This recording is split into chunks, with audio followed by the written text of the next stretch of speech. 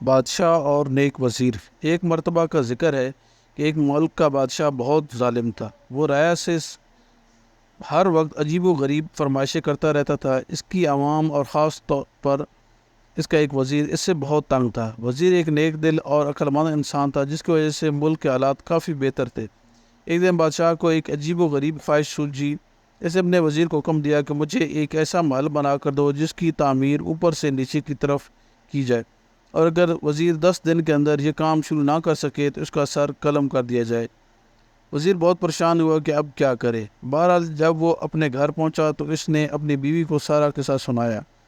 بیوی نے مشورہ دیا کہ تم اللہ سے مدد طلب کرو۔ وزیر نے فوراً وضو کیا اور 2 نفل پڑھے اور اللہ تعالیٰ سے دعا کی۔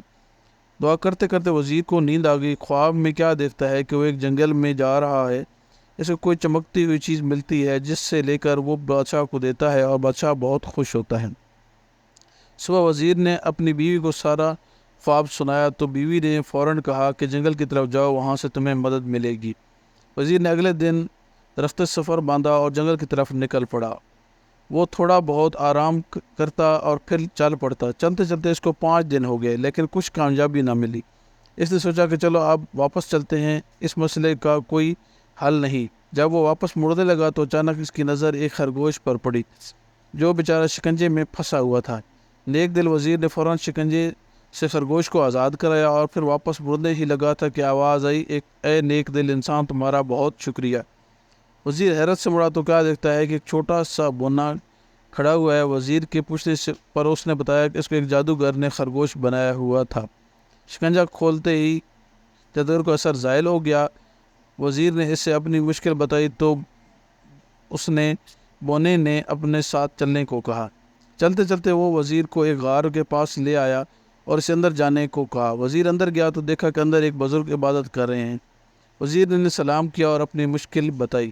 بزرگ مسکرائے اور کہا، بیٹا کوئی مسئلہ نہیں، اور ساتھ ہی وزیر کو ایک طوطا دیا کہ اس کو اپنے ساتھ لے جاؤ، یہ تمہاری مدد کرے گا۔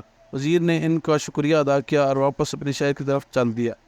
اپنے گھر جا کر اس نے اپنی بیوی کو سارا ماجرا سنایا۔ اگلے دن وہ بادشاہ کے محل گیا اور بادشاہ کو کہا کہ آپ میرے ساتھ چلیں اور دیکھیں میں کیسے اوپر سے نیچے کی طرف محل تعمیر کرتا ہوں۔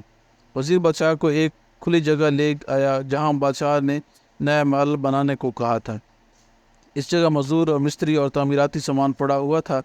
وزیر نے طوطے کو ہوا میں چھوڑا اور کہا، چلو میاں مٹھو اب اپنا کام دکھاؤ۔ طوطا اڑتا ہوا کافی اونچائی پر چلا گیا اور آوازیں لگانی شروع کر دی کہ اینٹیں پکڑاؤ، اینٹیں پکڑاؤ۔ بادشاہ یہ سن کر غصے میں آ گیا اور وزیر کو کہا، بھلا اتنی زیادہ اونچائی سے پر کوئی اینٹ کیسے پہنچائے گا؟ وزیر یہ سن کر بولا، حضور والا، اگر اتنی اونچائی پر اینٹیں نہیں پہنچائی جا سکتی تو اوپر سے نیچے تعمیر کیسے کی جا سکتی؟ بادشاہ وزیر کی عقلمندی دیکھ کر بہت خوش ہوا اور اس نے اپنے غلط کاموں کی معافی مانگی اور وہ بھی ایک نیک دل اور اچھا انسان بن گیا۔